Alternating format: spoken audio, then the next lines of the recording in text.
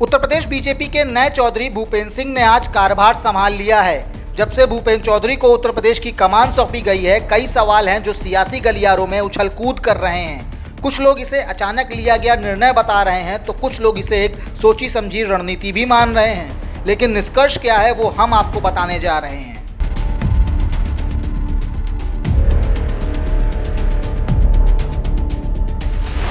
क्या है भूपेंद्र सिंह को चौधरी बनाने के सियासी मायने? भूपेंद्र को मिली जीत का तोहफा या फिर जीत की तैयारी? अचानक से चौधरी बने भूपेंद्र या फिर सोची समझी रणनीति?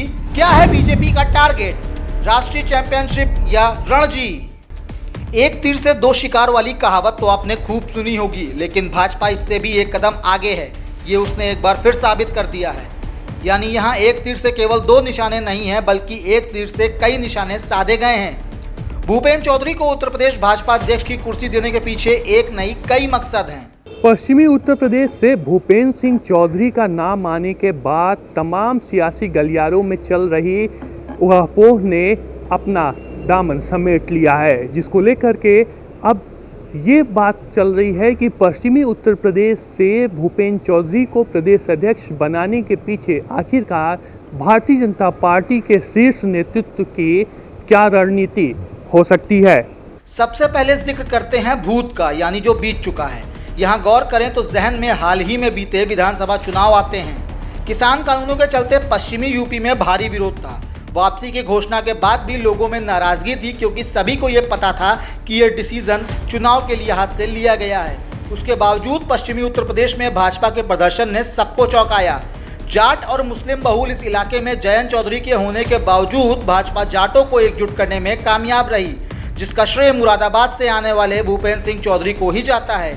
इसलिए कुछ सियासी पंडितों का मानना है कि भूपेंद्र की कुर्सी जीत का तोहफा है। जाटों का दबदबा पश्चिमी उत्तर प्रदेश के अलावा हरियाणा में भी रहता है, जहां 2024 में चुनाव होने हैं। साथ ही साथ जाटों का रोल राजस्थान में भी काफी अहम है। यहाँ भी अगले साल यानी 2023 में चुनाव है। यहाँ मुख्य मुकाबला राजपूत और गुर्जर समीकरणों में होता है। ऐसे में जाटों की भूमिका बेहद ही अहम हो जाती है, क्योंकि लोगों का मानना है कि संख्या बल में कम भले हैं, लेकिन जाट जिस करवट बैठेंगे सत्ता का रुख उसी तरफ हो जाएगा। उत्तर प्रदेश में पश्चिमी यूपी से भूपेंद्र सिंह चौधरी को लाकर के प्रदेश अध्यक्ष का पद देना, इसके पीछे माना जा रहा है कि शीर्ष नेतृत्व की तरफ से रणनीति राजस्थान और हरियाणा को भी साधने की है, क्योंकि इसके आगे हरियाणा और राजस्थान के होने वाले चुनाव हैं और वहां पर गुज्जर और जाट के बड़े वोटों के समीकरण को पश्चिमी यूपी से ही साधा जा सकता है, जिसमें भूपेंद्र सिंह चौधरी का एक अच्छा खासा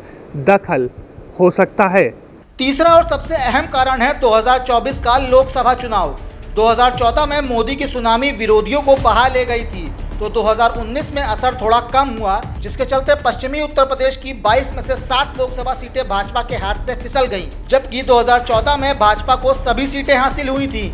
वहीं बात करें विधानसभा चुनाव की, तो यहाँ भी 2017 के मुकाबले पार्टी को नुकसान झेलना पड़ा था। यही वजह है कि पार्टी ने चौधरी को कमान सौंपी है।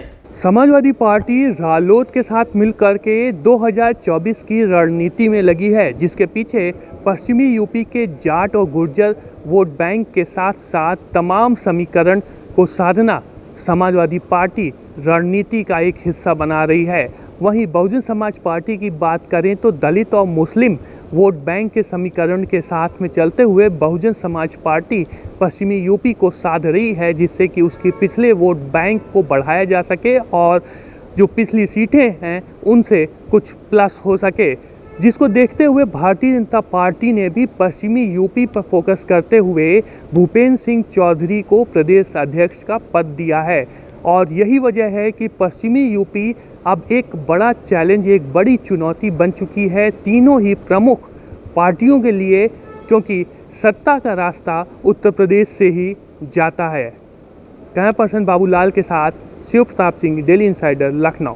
यूपी और देश दुनिया की तमाम ताज़ा तरीन खबरों के लिए गूगल प्ले स्टोर से आज ही डाउनलोड करें हमारा तेजी से उभरता न्यूज़ ऐप डेली इंसाइडर।